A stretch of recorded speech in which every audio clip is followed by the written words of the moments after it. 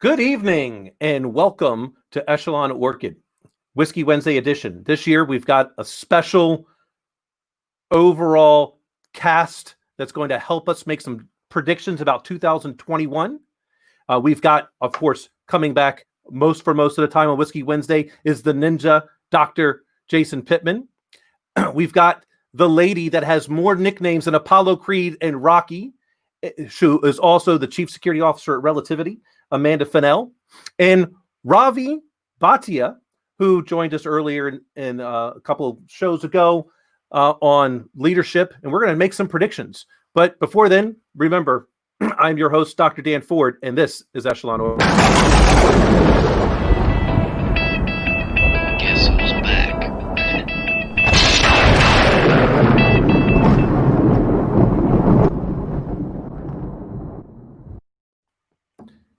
Welcome to Whiskey Wednesday, my friends. Cheers to you all. So today I'm picking up, I don't even know how you say this, but I think it's Anchock or something like that. It's a nice little Highland Scotch.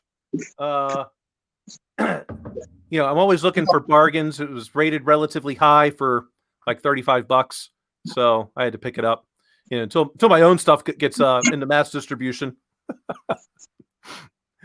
So, Ravi, Amanda, Jason, welcome. How are you all? Are you? So I don't know about you all, but I said earlier today that I actually enjoyed 2020. I think 2020 was a moment that many of us will likely never be able to experience again. At least I hope not. Mainly because if we experience it again, that we have another huge disaster. So it pushes us to the breaking point. I was saying this to all of the executives where I was at, back at the credit union. We had an opportunity to find out what our breaking point was, and now we knew it didn't break us. So that means we should be able to handle something even more monumental the next time. What say you? Agreed. 2020 was a very challenging and tough year. I had a great conversation with a dear friend who runs a construction company on Long Island. And we talked about the future. And I quoted him something out of the Bhagavad Gita, which is the great Hindu scripture. And I said the two things that will always hold us back and hold our potential back is fear and doubt. Whenever we're working from a place of fear, or we doubt our own abilities or the abilities of the people that work for us, we will never realize our potential. And he actually wrote it down. So I think 2020 taught us that it was attrition, it was survival. We made it through. And we cannot be fearful again.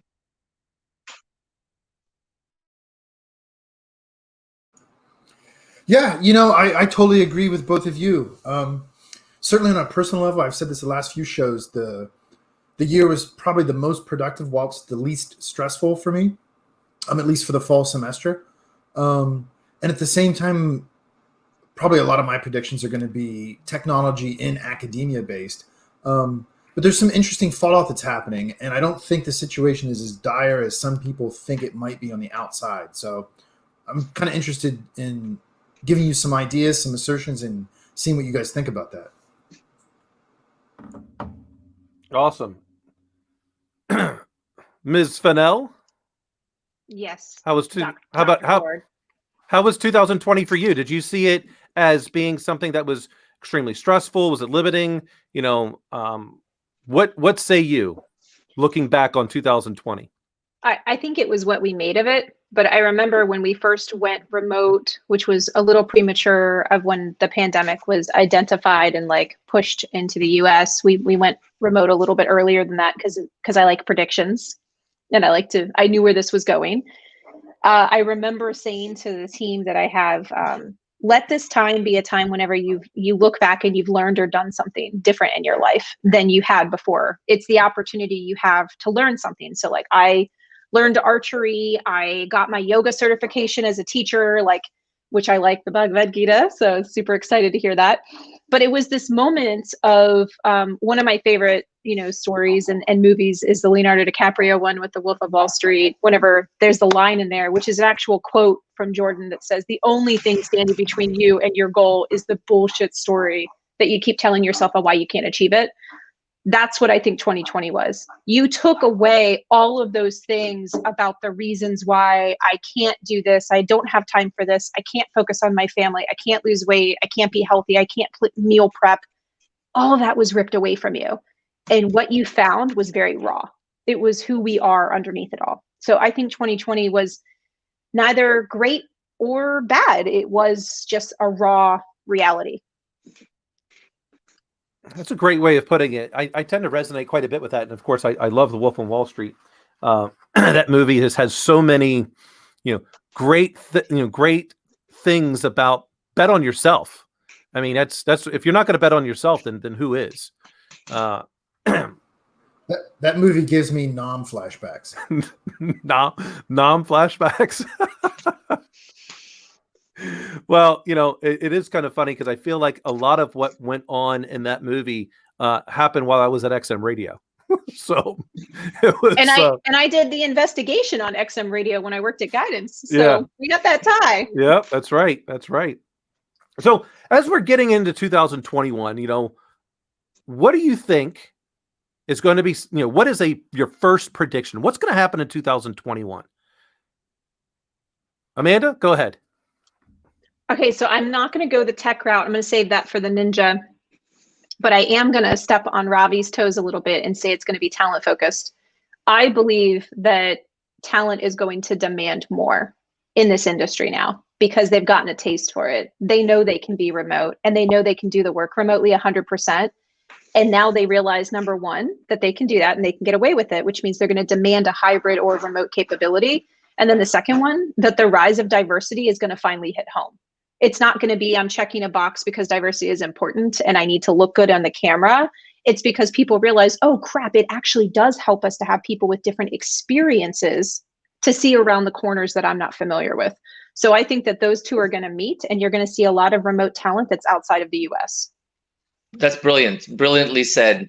I totally agree. I think that 2021, and I've spoken to a lot of people in the construction industry, including people that I work with, and the idea of remote working is not so alien anymore. It's also exposed fundamental flaws in the way we view people, and we view people as cogs in a machine, but they're not cogs in a machine. That talent is key. Hiring great people is hard. Keeping great people is very hard. And so you have to respect them. And I think that we are reaching a point as a society in America that we are now finally learning how to leverage people, fully engage them at work. And I think that's one of the great megatrends of this year coming up. Absolutely. And just for anyone out there wondering, this show was not purposely done for a diversity sake. It just so happens to be these are some really cool individuals, and these were the first ones to respond to do our predictions for 2021. We're easy, Ravi. We're easy. We responded. Yeah. They responded and they just happen to be all really cool people. So well, we have diversity with Jason. That's true. Jason's a doctor, right? Doctors are not that common. 50% on this call on this particular show today. Hey, real quick. So, speaking of diversity, I have my prediction, which ties into especially what Amanda was saying, but also Ravi. But Ravi, you keep mentioning the construction industry, and then you mentioned Long Island. You might be the only Indian dude I've ever met that affiliates with the mafia. So, I live on Long Island, but the construction industry is actually the most interesting industry to be in right now because in 5 years it will be unrecognizable. And I made a prediction 2 days ago to a friend, and I said that within 5 years, most successful construction companies will actually be technology companies that happen to do construction, and that is inevitable. It's happening. It's happened to companies already, and if they're not embracing technology and new ways of doing things, they've already missed the boat. I think the boat is slipping away for most construction companies unless they really are forward-looking. And speaking of construction, I predict that LaGuardia Airport will not be done in 5 years. Well, Good it's prediction. interesting. I just had a local construction contractor reach out to my department today for help developing a mobile app for them to use in the field to do like inventory management and stuff like that. Perfect. Here's my first prediction to tie into what Amanda, you started with, and Ravi, you picked up on too. The next big, especially collaborative platform is going to be innovated out of academia. Academia has been laid bare at how inadequate systematically IT operates. Because fundamentally, it's not the same as a traditional enterprise. And I'm not going to say it's easier, but it's fundamentally different in a way where you don't have to be as sharp and as progressive. You can afford to lag behind what we would define as industry. You can't do that anymore because, if nothing else, the dependence on online learning. And so if I were a young up-and-comer and I wanted to create an IT empire and really push the envelope, I'd be looking at getting in academia.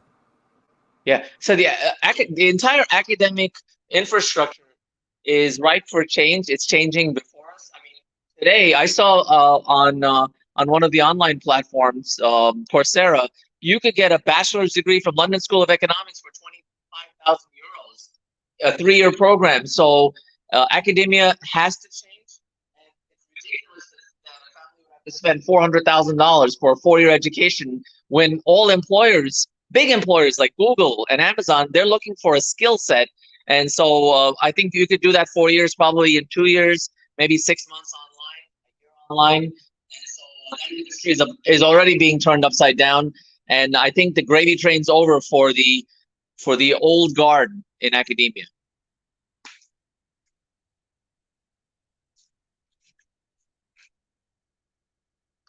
Dan, you're muted. Hold on. I have a sign for this that I've handwritten. You got a sign? You got a Wait, sign?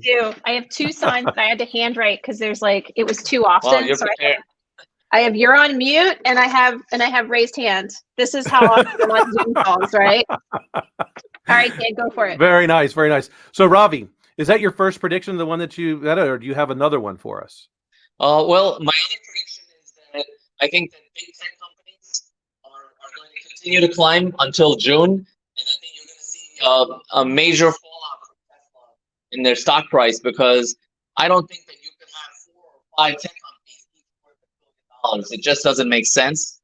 And so while people have done well with Tesla, I think that I think the party's going to be over at some point, because it's not like there's going to be people that do what they're doing.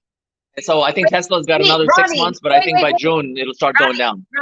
Robbie, your sound keeps going out, and I'm a tech company, and I really want to know what you're saying. So hold on, you got to say this again, because am I the only one who's missed his sound a little bit? Are you having sound going in and out for Robbie, or is it just me? No, it's also, so Robbie, if you could repeat it. I think you're probably on an iPhone. So my concern with the stock market is that while it's great that everyone's doing well on the stock market, I see 4 or 5 companies that are now well in excess of $1 trillion.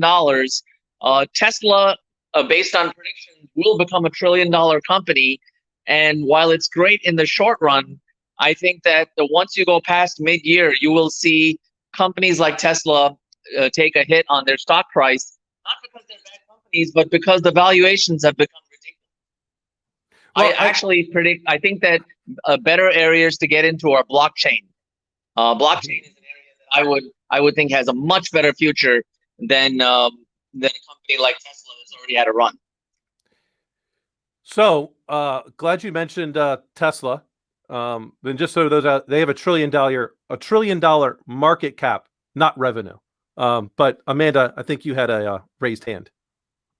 I do. I think this is related. I'm going to put this as a prediction. Dan, as you know, I am super into astrology, not because I believe it, because I think it's fun. But I will say that 2021 in the Chinese lunar year is actually the year of the ox. And so I think there's a tie in there about plodding along and work. I think there's going to be a boomerang effect and like a rubber band, if you will, like a snapback, where people are going to get jumped headfirst back into work. And they're going to really lose themselves again. 50% of people will probably be like, oh, wait, I learned in COVID that I needed to balance my life better. This isn't good. And they'll go back and they'll figure it out. They'll put family first and things like that. But I think you're going to have a lot of people who are going to jump right into work head first, and it's going to lead to the things that Robbie's talking about, where you're going to have companies just generating and becoming huge and doing a lot of things, and it's going to cause some issues. So I think that will be relevant. That's one prediction, because I like my astrology predictions. There you go. So I also have something when it comes to Tesla. And that is, they will be involved in an M&A transaction in 2021. Either they will be purchasing someone or they will get bought. I hope they get bought, because I think they are an inefficient company that is not run well. And I think their technology is old. So I'm going to tag along that with another technology, is that we're going to see hydrogen cars becoming much more prevalent rather than the old battery style, which we're already seeing in California with Toyota having a bunch of them, Honda having a bunch of them. We're going to start seeing that same spread of the hydrogen battery cell stations moving towards, the Midwest and the East Coast, because we can refuel one of those things in minutes rather than 8 hours for a Tesla. So there's two of them. Interesting. Those are some bold claims. Jason, anything you want to say to this? Hey, go big or go home. That's the way it is. Here's something interesting about battery technology, and I've got a friend working on this in a battery. He's driving innovation in this area. And really, why do we need to charge a battery for 8 hours? What if the batteries become portable, in the sense that you go to a station and instead of charging your battery, the battery becomes a replaceable slot? Like they just take the battery out, put a new one in. That way your recharging time is 3 minutes. Like we do with our gas. Like we do with our propane gas. We just go to the supermarket and take out the blue Rhino, and then it doesn't matter how long it takes to charge the battery, because you're just getting a new battery. You're swapping it out each time. I do not hold anything back when it comes to Tesla. I'm not a fan of Elon Musk. I pretty much think he's a fraud. Where did you source your 8 hour charge time at? Based on what I've read, is how long it takes. If it's a fully depleted battery, it takes about 8 hours for it to recharge. At a supercharger? Not a supercharger, at home. About 6 to 8 home. hours. Yeah. That's just so we're all clear. Just so we're all clear. But if you Google it, it says 10. If you Google it, it says 10. So I mean, okay, I'm going to do lifetime checking on him. I'm fact checking. It says how long? 10 hours. 10 hours. It says that. If you Google it, it says 10 hours. Yep. And at a supercharge, I think it's 6 to 8. I think supercharge is faster. Supercharge would probably, if your range is 250 miles, supercharge would take you like an hour or so. Maybe a little more, hour and 20. Fully depleted. It says 40 minutes for fully depleted. Superchargers can recharge your vehicle's battery up to 80%, and not fully recharged, but 80% in 40 minutes. So give or take an hour and a half. You guys are right. Yeah, like an hour is pretty good. But if you have a regular charger at home on a Tesla 250 mile range, you're looking at 6 to 8 hours. But in the winter, it's worse, because they tend to lose about 10% at night on a very cold, like if it's 20 degrees, they're going to lose 8 to 10% of charge. So you got to factor that in. I've never gotten into the Tesla thing. It's obviously, as a woman in tech, I come across it all the time. Guys in tech love it. So I hear about it all the time, but I will say I do have respect for the company, which it doesn't sound like Dan does. I got some respect.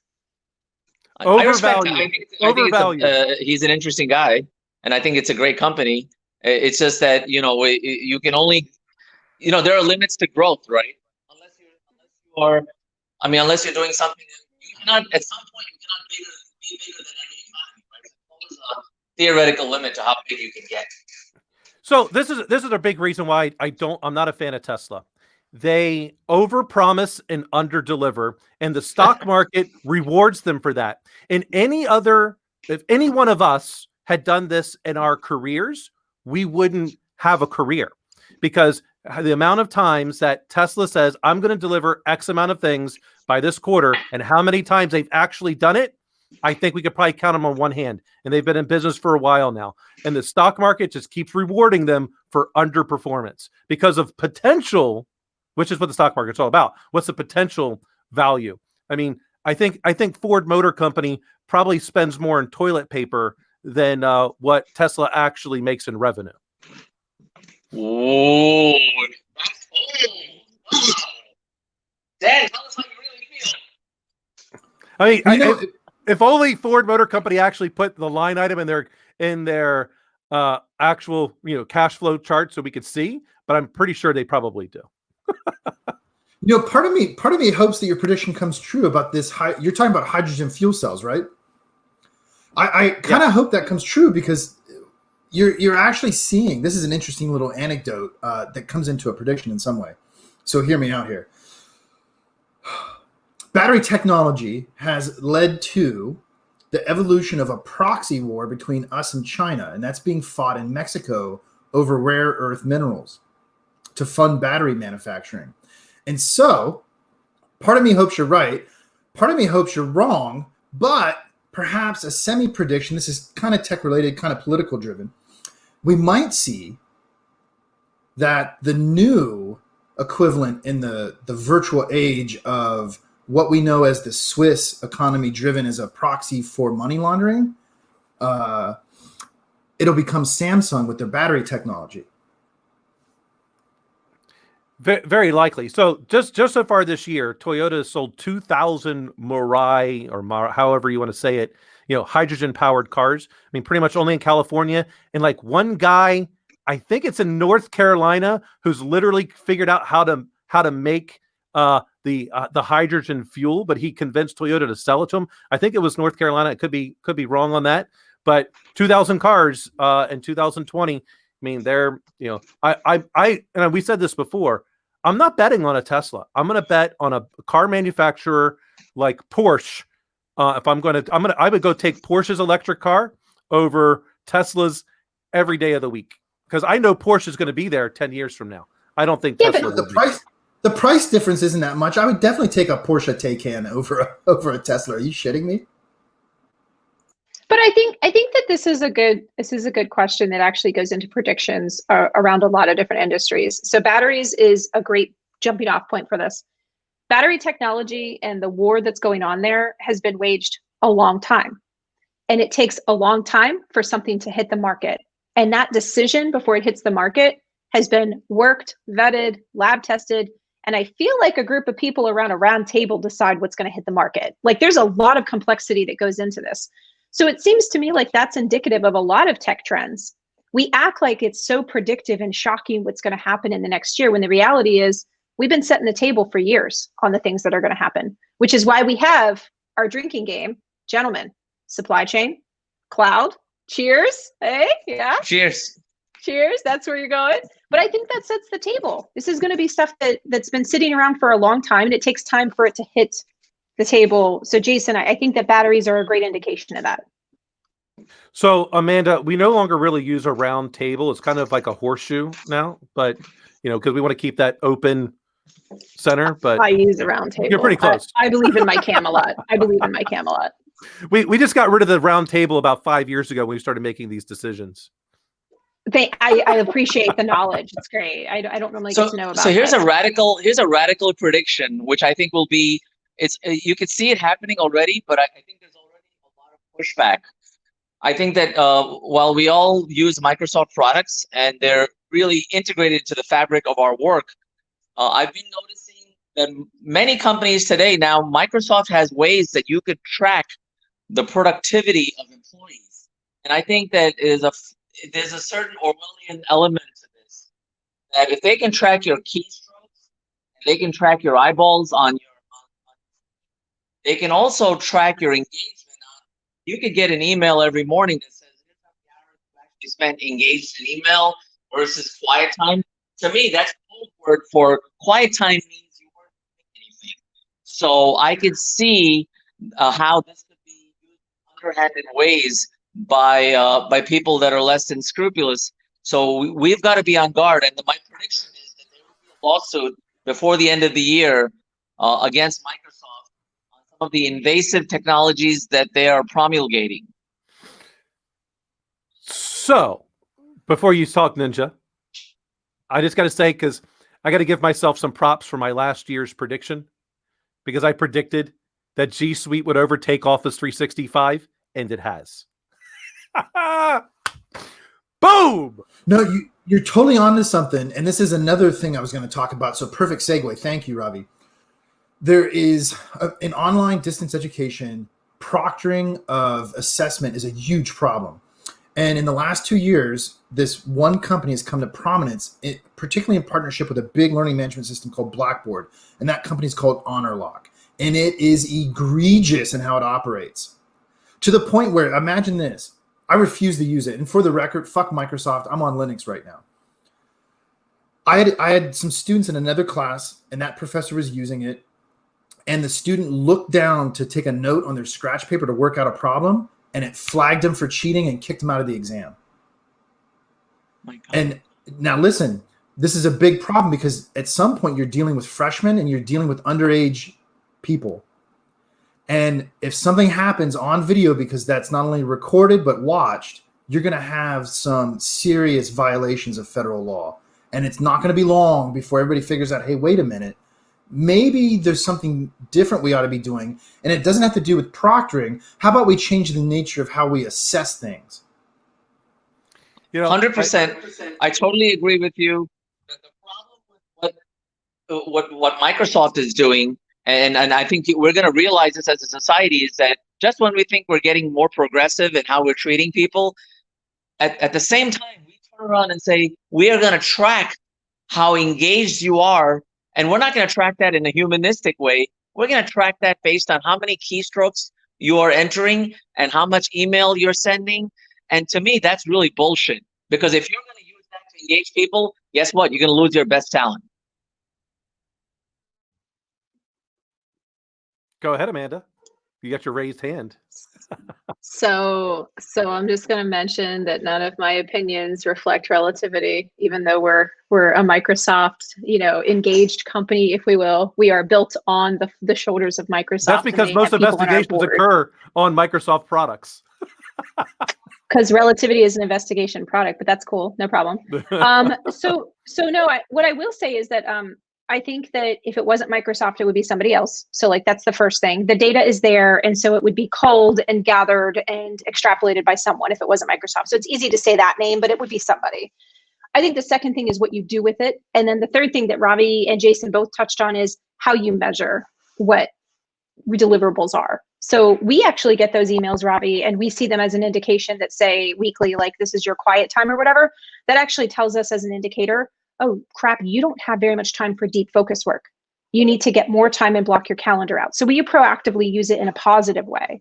And I think the other thing is like how I measure my deliverables. If you do, and Ravi, I know this is setting you up for a discussion, but like if you do your job in hiring the right people that are rock stars that have the talent that you're looking for and that you can empower and entrust, I don't have to micromanage you because you're going to deliver what I'm looking for. And I don't need to know how many keystrokes you did or how long your eyes were on screen. Because when I was a car mechanic, here's the thing. When you're a car mechanic, you get paid book time for something.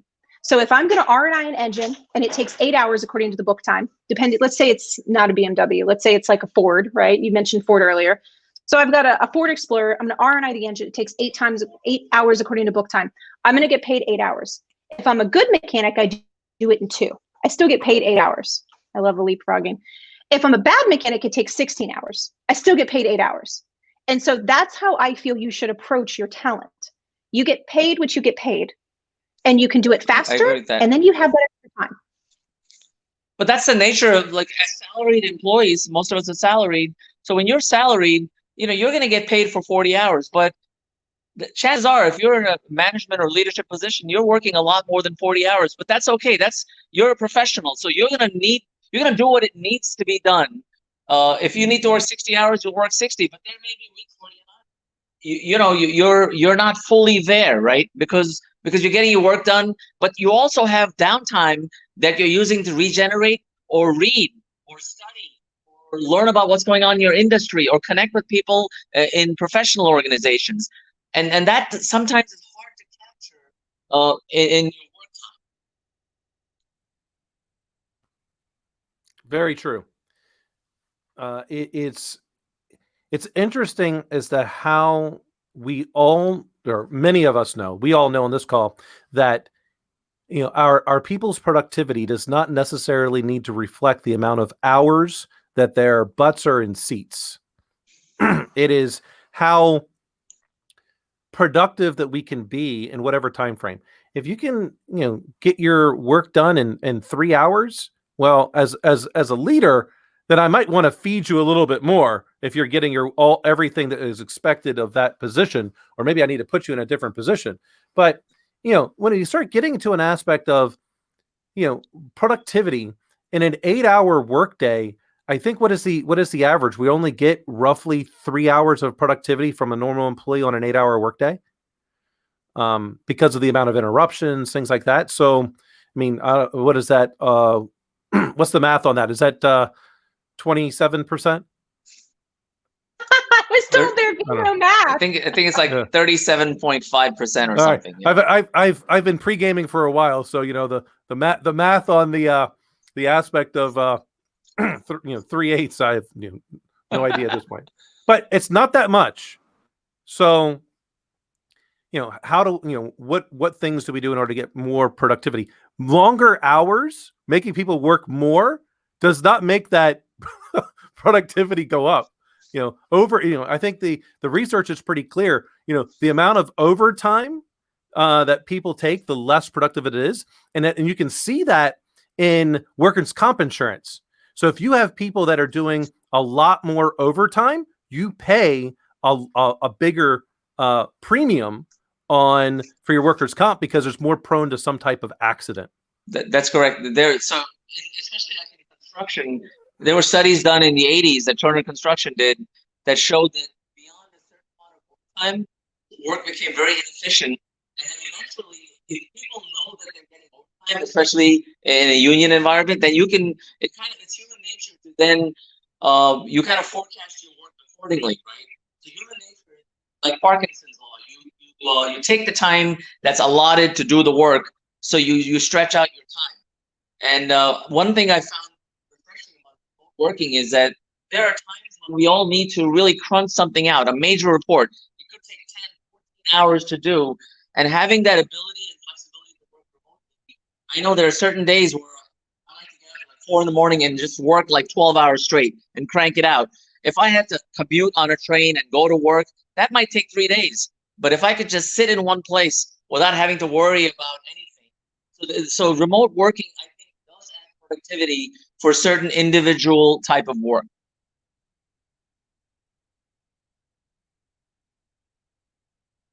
I think this is why there's a natural progression, and this is something I'll predict and certainly promote, a shift, at least in my space, away from productivity to production.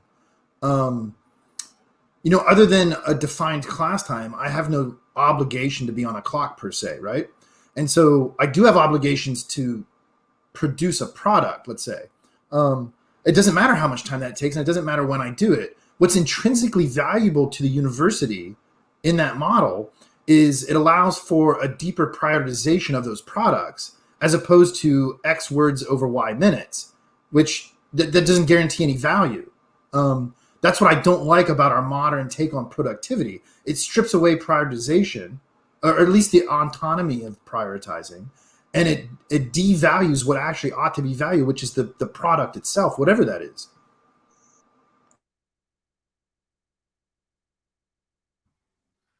Very true.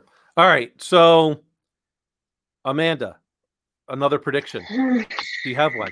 Just like a random? Like I'm just going to grab this out of the air? Well, I mean, you could always defer. No. I mean, when would I ever defer? That doesn't even sound like me. I am going to say I've gotten a ton of text messages in the course of this, by the way. So I'm doing some shout outs, though, by the way, to my family. I've got Holly on and Rolo. Like, this is I can't believe so many people are like dialing into this to hear our predictions, gentlemen. So I'm going to put a prediction out there. All right. I said the talent one. I'm going to say that, that statistic that people say about how long it takes for you to find a breach that's been going on, whatever SANS wants to say it is right now, 186 days, 300, whatever. It's like it changes all the time. I believe that's how long it took them to find their own. Yeah, right. It all depends on what Eric Cole says that year. Oh, I'll make sure I subscribe.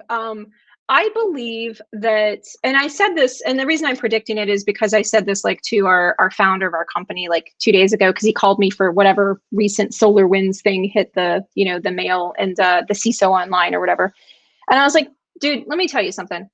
Sorry to interrupt, but you said a word that requires us to drink, and that What would did I be say? SolarWinds. SolarWinds. Oh, sorry. Okay. Got the bottle. He's going for it.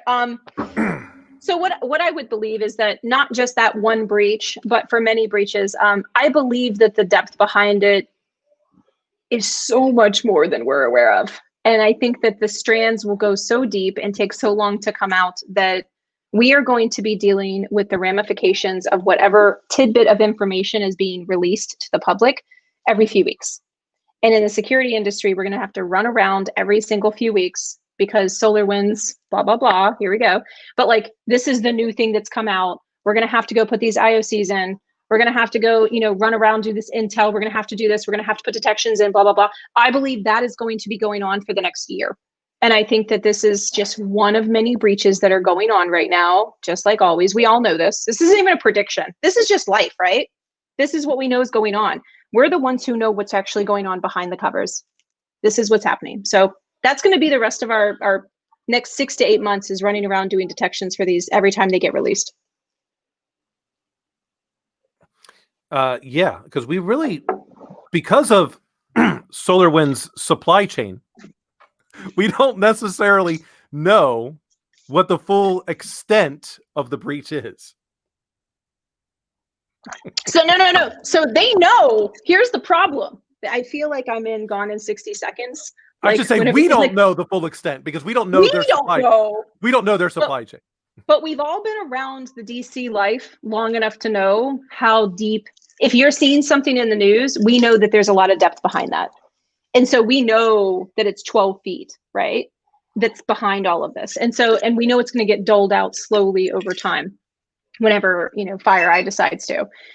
So I think that it's just frustrating because when you know security and you're predictive with it and you work on it, you do a good job with all of this. But whenever you don't really know security and you call up your CISO, it can be like a lot of work. So I think it's going to be a lot of spinning around for a long time. So Jason, Ravi, it's over to you. I always like to defer back to some things that I read in my formative years. And I think, Dan, we talked about mega trends when we had the leadership talk. And I think that we are surrounded by so much technology that what I like to talk to young people about, especially if they're working with me or if I'm teaching, that your technical skills are great. I mean, it's fantastic that you have great technical skills, but I think that increasingly, not just a prediction for 2021, but really for the next 5 years, 10 years, that there's going to be a greater appreciation. Big companies have already recognized it. And famously, Bill Gates realized this in the mid-90s. He said that eventually he realized that he could hire a liberal arts graduate who was intelligent. He could teach them programming when they had soft skills, and he could make them into leaders. But what he couldn't do was teach people that were purely technically trained. He couldn't really teach them soft skills as easily. It's hard to teach soft skills. And I think that, ideally, and I went to engineering school and developed some of my soft skills later. But ideally, I think that what I would like to do is study the soft skills, study literature, or study the arts, and then you can always learn the technical skills later, because those are teachable more to the extent that soft skills aren't. But Ravi, that is why the diversity thing that I mentioned earlier, it has nothing to do with the color of your skin, your gender. It has nothing to do with that. It has to do with bringing a different experience to the table. My undergrad is archaeology. I just hired somebody in the last 6 months that was a bartender or a communications major. Fantastic. Like there's a wealth of diversity out there that has to do with like they think of things differently. So I do think that the soft skills I 100% agree. But I also think for some reason it takes wisdom to recognize that. I don't know why, but I see people early on in the industry that rely so much on their technical skills and they just think that's going to push them through. But it's just not the reality. And I do think I've worked with people that have great technical skills over the years, and they get frustrated if they're not being promoted or they're not getting into management positions. And what I tell them is, look, you got to communicate. You got to connect with people. There's a company out there that has realized that innovation comes from the kind of diversity, not just about people from different backgrounds, different cultural or religious background, but really it comes from, it could be geographic diversity, it could be different things that they've studied. So innovation happens when people have different ways of thinking about things, about approaching problems. And a company like IDEO has been around for like 30 years. They develop these innovative products, but they've been at the forefront of innovation because when they put a team together to come up with a new product for a customer that's tailor-made, they make sure that they'll have, if they're creating something that's ergonomic, let's say they have to create a new shopping cart, they'll have a mechanical engineer on the team. They'll have somebody that's great in graphic design. They'll have somebody that's a psychologist who understands the psychology of shopping. And so they'll have these people with humanistic backgrounds and technical backgrounds because they understand that having that exact right mix, that blend of skills and approaches where they're open-minded to new ideas and where the first wave of sort of brainstorming doesn't get shot down by people who think that they know it all, that drives innovation. But that's where Dan and Jason come in, because I will say that from my experience, the biggest growth area of innovation and being able to like interact and get soft skills was in teaching. I believe it's in teaching. I believe that's where people get those. Well, I think it's certainly a way that you can get it. So this is what's interesting. I think I'm the only, and probably myself and Rob are the only ones that actually have our undergrad degree in the field in which we are working in today. All right. Jason's undergrad was in, English literature. And all these people that want to shit on liberal arts degrees, I think, quite honestly, don't know what they're talking about.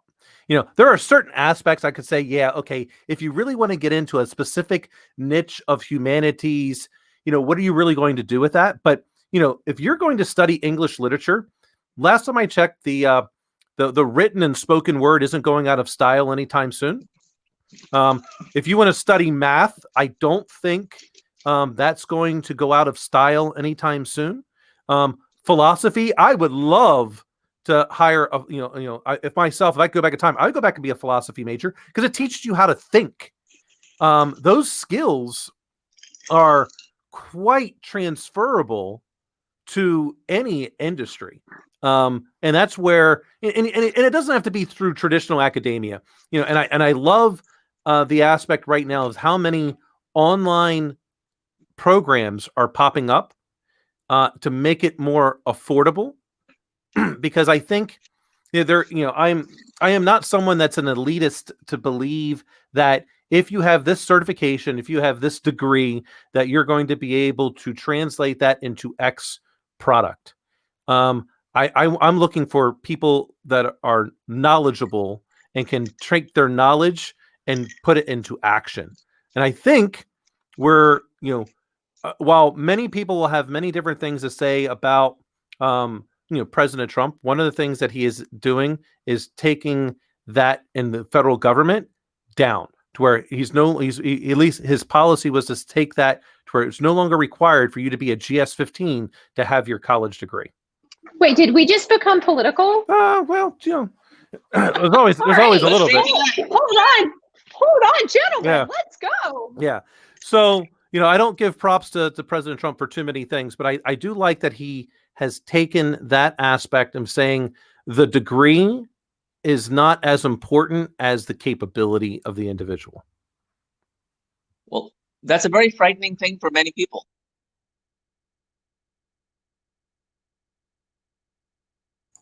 All right, so check this out. This will feed into a prediction, but we've seen this before. This happened in the Middle Ages when the defining what we can call a university education was the classical liberal arts. And that consists of two groups, one group of three called the trivium, and another group higher ordered than that called the quadrivium. And this all had to do with how to think, how to speak, and then how to manage numbers in different spaces. Okay. And that's a whole nother conversation. Trivium and the quadrivium. And the population said, hey, wait a minute. That doesn't help me if I'm a farmer. That doesn't help me if I'm a mason, an operative, not speculative.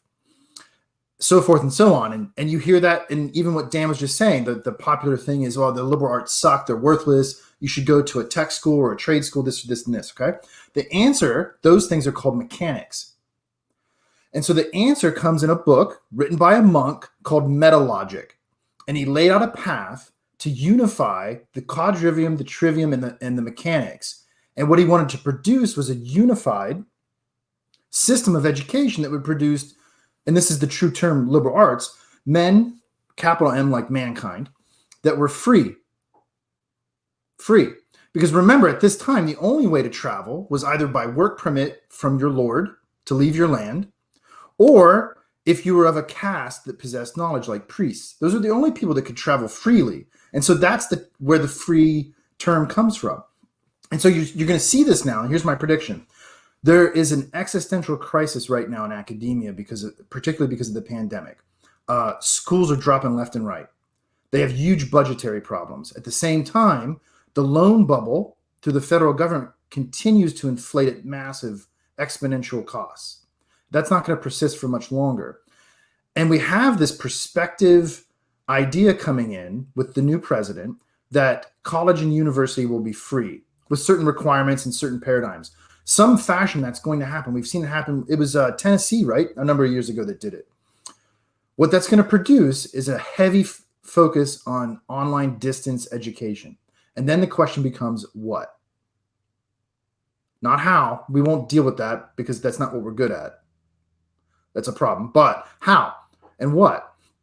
Are you going to have online trade schools? Because I don't know how you can do that necessarily. Not with the technology as it exists, but that's an opportunity for innovation. Or are we going to take this idea that this monk came up with in the Middle Ages, and we're going to take the concept of liberal arts. I have a liberal arts background. I teach computer science and cybersecurity at a liberal arts school, and I love it. I would never teach anywhere else. And we have community colleges, which are essentially knowledge worker trade schools. And then we have the traditional trade schools.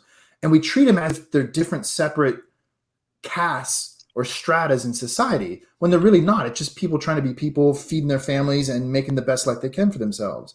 And I think what's going to happen, this is my prediction, when Biden makes some type of executive order to make some form of higher education free for some strata of the population, it's going to drive this unionization, the merger, I should say, not unionization, because I don't mean that in a labor sense. This merger of all these different ideas into, let's call it a finally 21st century educational model.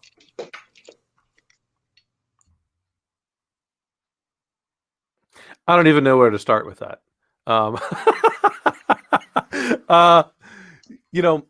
believe, absolutely in terms of the aspect of, well, I'll break it down first. I think VR, virtual reality, is what's going to allow trade schools to be able to do things remotely. I think in that particular case, you can teach people how to weld. You can teach people how to do, be an electrician, things like that through virtual reality. I think that there's the capabilities there to be able to do that. I don't know that we will see this with the next administration, that we will have an education system that allows public universities to be free to those individuals. I don't know that we'll see that. I think that there will absolutely be a piece of student loans being forgiven. I would love for that to be for all of it. But I think that there's going to be so many stipulations. It's going to be, you're going to need President Trump's tax lawyers to be able to go through, to be able to figure out what you're going to be able to get written off from your student loans. But yeah, I think that when we take a look at what skills we're missing and Jason, you and I have talked about this, at length. Whereas the reason why we can't just bring, manufacturing back to the United States is not necessarily just the aspect of people. It's the aspect that China and these other countries have a highly skilled workforce with low wages, but low wages compared to the United States, not necessarily to other parts of the world. And they have state-of-the-art factories to where they can manufacture this stuff in. So, and of course, they don't have things like all the other regulations that we have in the United States. They don't have, the aspect of OSHA. There's no unions. There's none of that. There's no collective bargaining, so to speak, in some of these countries. So I think that we absolutely need to take a look at what skills that are going abroad. And that's where, if I were the president, I'd be looking to try to make free to those people the skills that we're missing, not just any particular knowledge that you want to achieve, because, well, Google's there.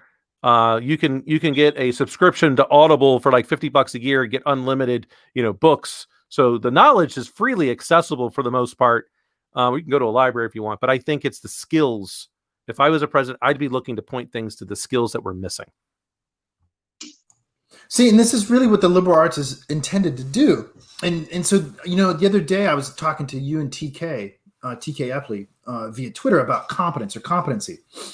And this is really what people misunderstand about the liberal arts. It's meant, the way it produces free men is by providing a meta logic that's a thread through skills, and that's competence. And this is really hard to understand, and because of the human perception of what knowledge, skill, and abilities are. Look at NIST-NICE as an educational framework for cyber. It's a great example. This is how we define competence, which is fundamentally wrong. It's fundamentally flawed. If you can do X given Y, you're competent. No. Competence is a mental construct that you can't measure, because it's the thread that ties together the knowledge, skills, and abilities.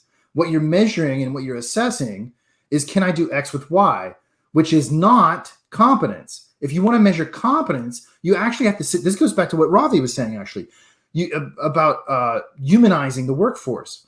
You have to sit down and talk to somebody to understand their mental process. That's competence, not what I can produce as a widget. That's a product. That's an outcome. Competence isn't an outcome. It's a process.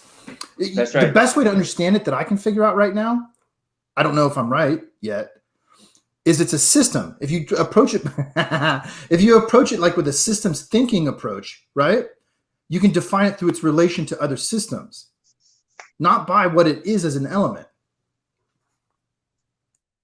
So that is very well stated. I think that as a society, we have really raised a couple of generations of people that are so fixated on the end result, right? And the problem is that if you're only focused on the end result, you're not going to put the work in to do the process correctly.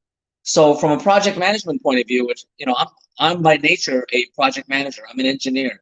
For me, if I follow the process and I am diligent with the process, sometimes the result there could be a variance in the result, but I still have to do the hard work necessary. But if I only focus on the result, it's like somebody going to business and saying, my mission statement is to make money. That person is not going to be the next Bill Gates, right?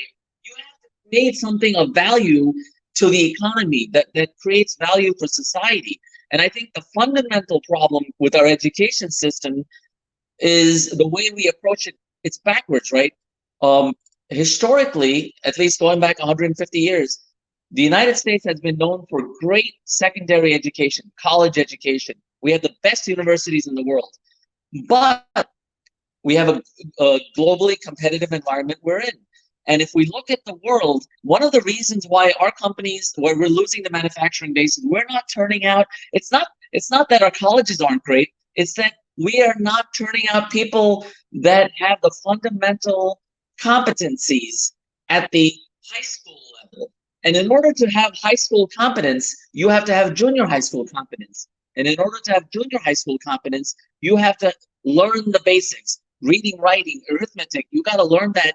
And the problem is, and I've kind of learned this from having family in Canada, is that my family in Canada, they live in different parts of Canada, and they fundamentally see education as something that is it's a universal right, but they have basic skills that they acquire early on. And I feel that largely we live in a country where the quality of your education is a function of your zip code. And until that changes, I don't think that we're going to be producing the kind of competent society that we should aspire to be. Well said. You know, and with that, I'm going to pivot this to my next prediction. So hold on to this one. You're going to see Facebook, one, be broke up. They will, because of the amount of acquisitions they've done, it's going to happen in 2021.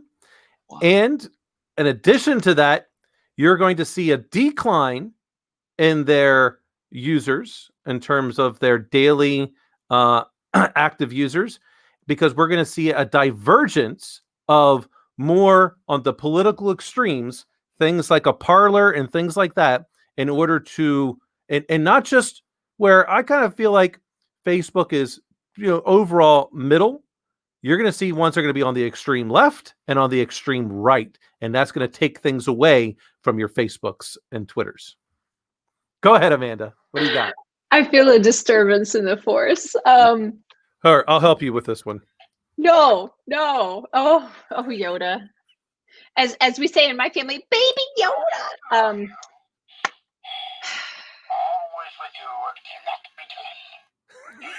Oh my God.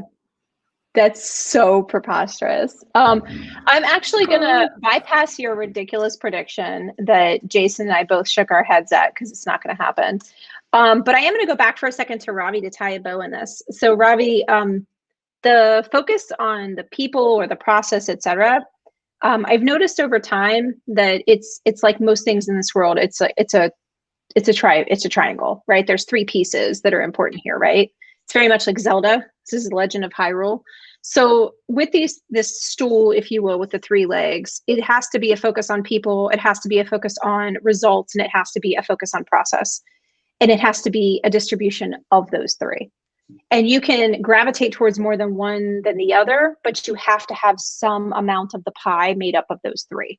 So you can care about your people and you can be humanistic in the approach. You can care about the process being well done and efficient, which is the purpose.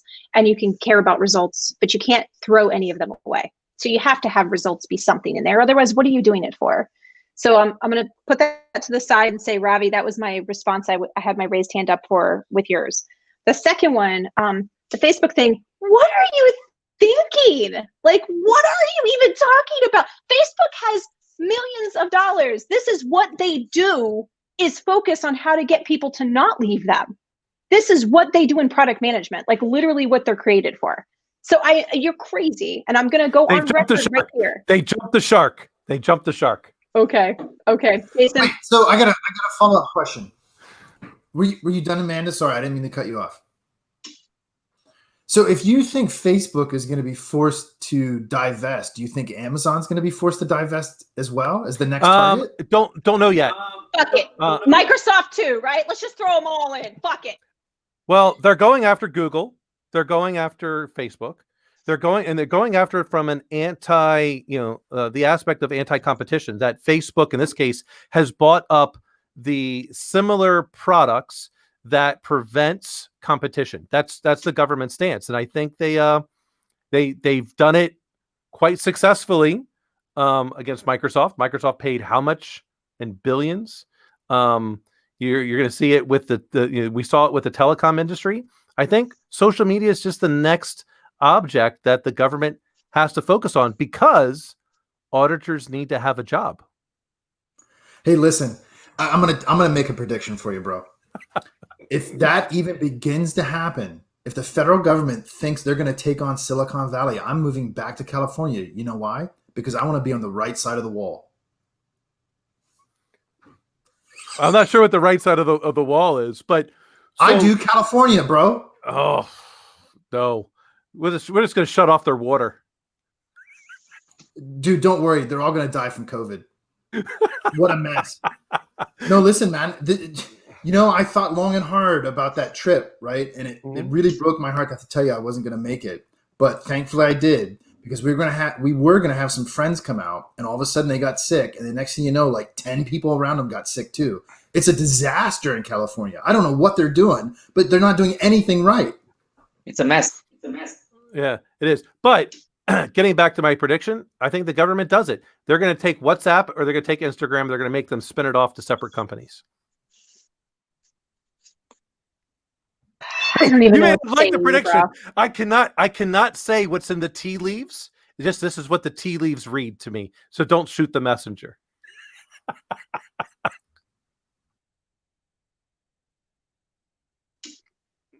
Here's a question for everybody, the entire group here. Where do you think mortgage interest rates will be a year from now? 30-year mortgage, fixed.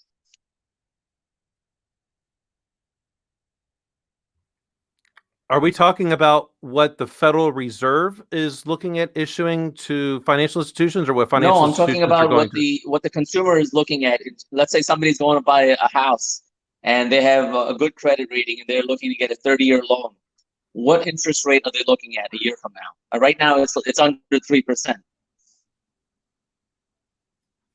And you're talking residential, not commercial, right? Residential. My friend, I got to tell you something.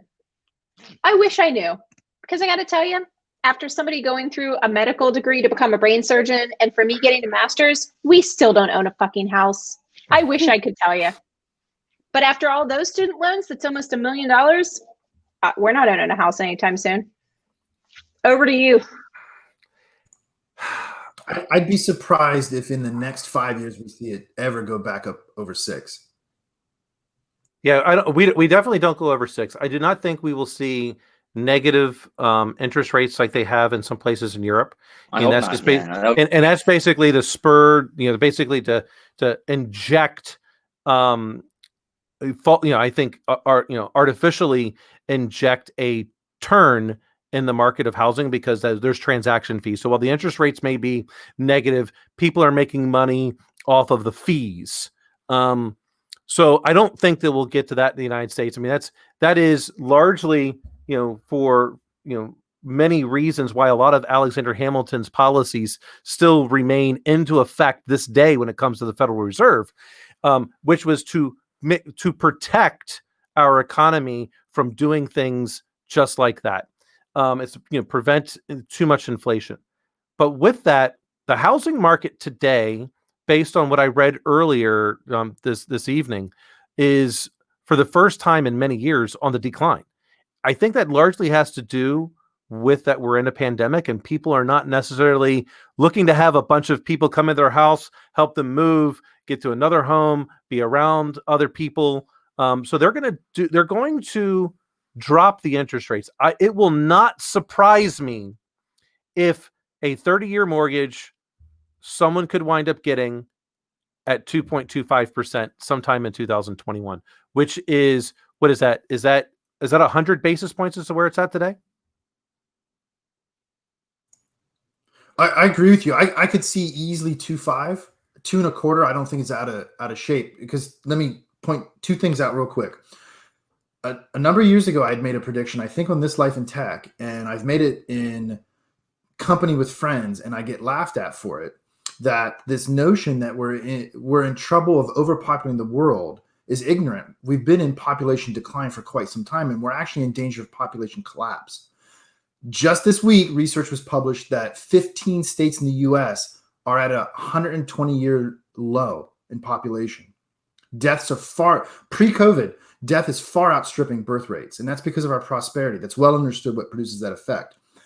Also coupled with that, a report came out today, non-scientific, just journalistic report, that in droves, the millennial age demographic is having to move back home, because if they were on the cusp of being able to afford a home because of the pandemic, they've lost their income and now they have nowhere to go except back home.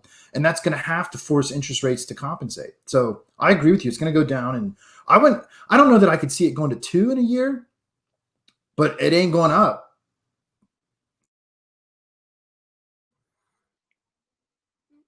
You're on mute, Ravi. What are you thinking? We're in agreement, I think, all of us. Well, and I'll be honest, for you, Amanda, the only reason I have the house I have is because I worked with Dan at Blackphone. I did not. He did not pull me in. No, I did not. You wanted way too much money. I deserve it. What are you talking about? Now, hey, I'm listen, worth it. you do have to balance that with I moved from Southern California in a really nice suburb in Orange County to outside Winston-Salem in a township in North Carolina. I have a chicken farm. Which is another one of my successful predictions. Oh, so for many years, while Jason and actually Amanda, you were at Capital at the time, still teaching, but you weren't doing anything in the doctoral program.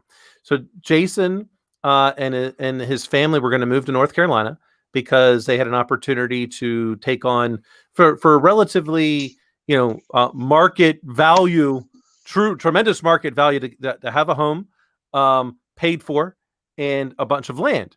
So people are like, why is he doing that? I'm like, because he's going to be a chicken farmer, right? So these students would come up to Jason and they would go, you're going to be a chicken farmer? Like, where'd you hear this from? You're like, Professor Ford said this. He's like, don't listen to that asshole. He doesn't know what he's talking about. Now we fast forward. How many chickens you got, Jason? I had 60. I'm down to 58 because I can't get rid of this fucking fox. Yeah. My predictions come true. So Facebook. Yes, but Jason feels like an Aesop fable over there because he can't get rid of a fox with his chickens. Well, before it was also, there was a hawk that was coming out and getting them too. So then he bought, what did you bought some guinea fowl that then turned on you, right? They turned on you. Well, they were keeping the fox away, but they were causing problems. And so they had to go. But now the fox is back. But I think I've outsmarted the fox. Because you're going to get a donkey? Yes. Oh. So the moral of that story was I predicted that Jason would become a chicken farmer. And he has. I don't know why the tea leaves just read me these crazy things, but they tend to happen. Oh my God, this guy. Hey, I haven't bought eggs in months, man. I don't know what to tell you. How many eggs are you getting out of all that 58 chickens? Well, I mean, they're not all laying and they're not all hens, but between 6 and 8 a day right now, and it's not at full production yet because now we're into the cold too, so the production slows down. And it's you and 3 of the other families. Is that what it is? It's total of 4 families involved, or it's 3 families. Technically 2 people. It's really Mrs. Pittman and her cousin that operate the chicken farm. I'm in charge of the mealworm farm. I'm in charge of their winter food stock. So, yeah. We got lots of things on. Like, man, you just have to go back and listen to a lot of these other shows. We spend a lot of time dissecting the chicken farming industry. Eventually, Jason's going to get contact lenses for these chickens, so that way they won't peck at each other. Did you know chickens can't see at night? Because, of course, I got curious. I'm like, well, listen, man, there's like 50 chickens in this mobile coop that's large, right? This fox gets in. Why don't they just fuck the fox up? I mean, it's a fair question, right? I mean, it's a city slicker question, but it's a fair question. So I dig into it, and chickens can't see in the dark, like, at all, dude. And so their reaction is to just freeze. I feel like if there's ever a James Bond moment that I land in a chicken coop, I now know a little bit of knowledge on how to get out of there if it's at night. There you go. So I appreciate that. Yeah. Here's the thing. There's literally a case study we had to do at University of Michigan because some dude figured out that if you put contact lenses in chickens, that you can make it to where you don't have to debeak them. They don't peck at each other. It basically causes them to be blind in a way. Is this your plug to be able to say that you went to Michigan? Is this your opportunity? I plug that all the time. Just making sure. Just making sure we identify what this is. Okay. It's all about go blue. Let's go blue or go home. Oh, What happened? So I don't know if his camera just died. I don't know if you guys saw his little red light blinking for like the last 30 minutes. Oh yeah, for sure. It's just like Dan to not be prepared. Go ahead. I don't know what it is with it because it's we're going on. It's on the uninterruptible power supply, so I have no idea what is going on with it. The king keeps blinking. There's it's a dummy battery in there into the DSLR camera with Dan, the power you supply. call everything a dummy something. Like, I'm not surprised you're calling the camera that. No, a dummy battery. That's what it's called. He uses different adjectives for all of us. Trust me. Yeah.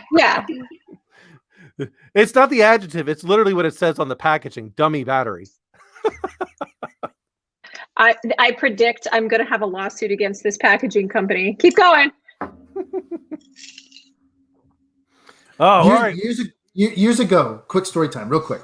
Years ago, I went to visit some friends in Seattle, and I was having a particular experience walking around downtown Seattle that night. I had consumed some things, and we ended up at this really nice French place. I don't know if you guys like absinthe. I love absinthe, and I love escargot. And when you mix absinthe with that, like that high pure garlic cheese coating on the escargot, ooh man! And I had this experience that led me to believe that this was all just a comic book being written by some maniacal spirit. And so like today, I see this tweet from a UK politician crying about calling COVID the Chinese flu because how dare you and this and that. And that's what it is. Don't get upset about it. That's where it came from. That's how we name things. And now he's all upset. Like I love when people stack these tweets on Reddit so you can see them, right? The same guy was complaining that they're calling it the UK strain. How dare you call it? You can't write this shit in a comic book, people. What if it was a Deadpool comic strip? I feel like I was going to say it was Neil Gaiman, but okay. Yeah, let's go for Deadpool. Yeah, I'm pretty sure if it was a Deadpool like that, it would show up in Deadpool. Chickens. All right. Does anyone have any other predictions for 2021? We need sports predictions. I am going to go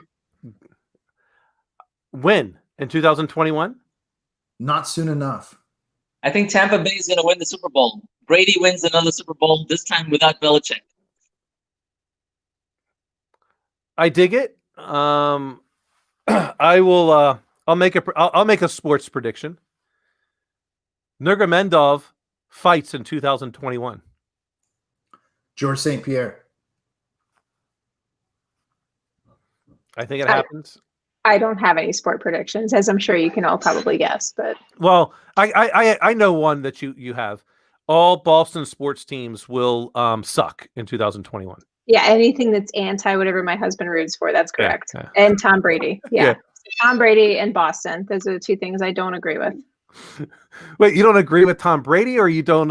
I just like to do things that irritate my spouse. I don't think I'm alone in that. Like, I feel like we all do these things. It's just the one thing that's going to irritate them. So yeah, pretty much whatever Tampa Bay is playing, like that's who I'm rooting for. I will say that moving to New Orleans is it's an experience for football people, which I'm not. But yeah, this is like, it's hard not to be a Saints fan. So are you going to be sad that because you're going to be there for the first, like, because you didn't get there until the spring of last year, after Mardi Gras last year, or 2000, right? So are you going to be sad that you're going to miss 2 Mardi Gras in a row? I can't say that I am. I got to tell you, friend. Not sad. I think I did Mardi Gras in my 20s. I'm good. I don't think I ever need to see Mardi Gras again. I don't know that I would remember Mardi Gras if I saw it again. So I'm happy with it. But yeah, no, I moved here March 1st and COVID enacted March 15th. What do you know? So New Orleans, every time somebody was like, oh, you live in New Orleans. No, it's not like that. Mm-mm. It's COVID. All right. Well, my friends, thank you all so much for joining me today on Whiskey Wednesday and our predictions. Hopefully you all be able to make it this time next year, and we'll see how many of our predictions come true. I can tell you, I know all of mine will. OMG. Your arrogance and bravado is why I love you. Have a great 2021. Absolutely. it's a cheers moment. Jason, just out of adoration with somebody with a literature background, I will say we can end this with the Fellowship of the Ring, that all we have to decide is what to do with the time that is given to us. Fantastic. See, I was going to quote Shakespeare. Can you do and the one with remind us. the rounded, like all the stuffs are made of dreams, like that one? And oh my God. I love it. I did my wedding vows in Elvish. No, I was going to quote Shakespeare and remind us that sorrows come not in single spies, but in battalions. Jason, we're going to have a rendezvous. Yes, I look forward to it. It was very nice to meet you guys. It's been a pleasure. Always a pleasure, Dan. Thank you so much. Great seeing you guys. I wish you all a very healthy and prosperous 2021, and everyone out there watching, you as well. Cheers to you all. Thank you. Cheers, Dan. Take care. Good night, everybody. Good night. Good night.